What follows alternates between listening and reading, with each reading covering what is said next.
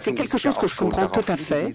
Et dans la première introduction, l'allusion a été déjà faite en ce qui concerne la grande partie des efforts que vous avez entrepris dans la philosophie, qui ne peut porter ses fruits que maintenant, qui ne peut aboutir à des choses maintenant, parce que maintenant, on touche, nous, les simples mortels, aux problèmes que vous avez déjà prévus il y a longtemps. Mais est-ce que vous ne pensez pas que c'est cette capacité, cette faculté de la philosophie d'anticiper le monde futur est mal vu aujourd'hui. C'est quelque chose qu'on n'aime pas trop, que les philosophes, de plus en plus, s'éloignent de cette anticipation du futur. Pourquoi? Parce que ce travail de l'anticipation est passé à d'autres, à des gens qui le font en permanence et en permanence. Et parce que les sciences exactes, ou plutôt les sciences demi-exactes, comme les sciences sociales, nous inondent de prédictions, de pronostics. Le fait d'anticiper des pronostics, c'est peut-être plus un plaisir maintenant. Je ne suis pas complètement sûr qu'un pronostic Ich bin nicht soit so vraiment une ganz sicher, anticipation. dass eine Prognose wirklich eine Antizipation ist. Ich werde mal versuchen, das zu erklären. Un pronostic est généralement Eine Prognose im Allgemeinen une sorte de continuité ist eine Art sur des événements qui sont visibles. Kontinuität zu sichtbaren Ereignissen. Man sieht ein Ereignis, das passiert, und man sagt voraus, was wird es morgen sein, was wird es in einem Jahr sein, und das auf Ereignissen, die relativ vorhersehbar sind. Man weiß zum Beispiel,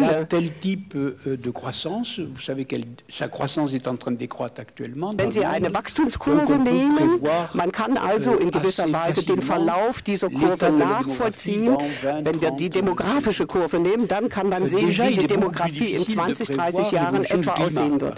Das Klima, da ist es schon wesentlich schwieriger. Die Entwicklung des Klimas ist abhängig von konstanten Faktoren, aber auch von nicht vorhersehbaren Faktoren. Das heißt, in dieser oder jener Wissenschaft gibt es ganz einfach eine gewisse Verlängerung einer bestimmten Kurve. Oder eine durchschnittliche Berechnung dessen, was eventuell eine Entwicklung zu einem bestimmten Zeitpunkt sein könnte. Antizipation ist nicht unbedingt das, meine ich. Ich glaube, Ihr Philosoph Nietzsche hat etwas gesagt. Er sagte, das Neue kommt immer auf Taubenfüßen. Und Saint Paul hatte es in seinen Epîtres gesagt, das Königreich Gottes kommt wie ein Dieb in der Nacht. Das heißt, man muss es auch wirklich wahrnehmen. Man muss es sehen. Ein bestimmtes Ereignis, das mitunter fast nicht wahrnehmbar ist schon ein Keim für eine extraordinäre Explosion in Zukunft. Ich erinnere mich sehr gut, als ich angefangen habe, zur Kommunikation zu arbeiten, waren die Philosophen alle mit der Produktion beschäftigt, ob sie politisch links marxistisch waren oder rechts angesiedelt waren. Produktion, das war das Thema. Das hat alles konzentriert, und auf diese Art und Weise ist also eine Reihe von Kurven entstanden, die dies voraussagten. Aber von der Kommunikation hat damals niemand gesprochen, und plötzlich ist genau dieses Ereignis, was in den 50er, 60er Jahren eigentlich überhaupt nicht wahrnehmbar war, das Ereignis geworden, was unsere Welt prägt und bestimmt. Es gab da ein fast nicht wahrnehmbares Ereignis, das plötzlich explodiert ist und die Zukunft bestimmt hat. Und ich erinnere mich damals, als ich mich mit Kommunikation beschäftigte, dass ich mit Kritik überhäuft wurde. Und das ist das Ähnliche, als ich den Naturvertrag Contrat naturel geschrieben habe. Da hat man mir auch gesagt, was soll denn das hier mit diesem Vertrag? Das ist doch nichts. Aber die Idee, dass wir heute die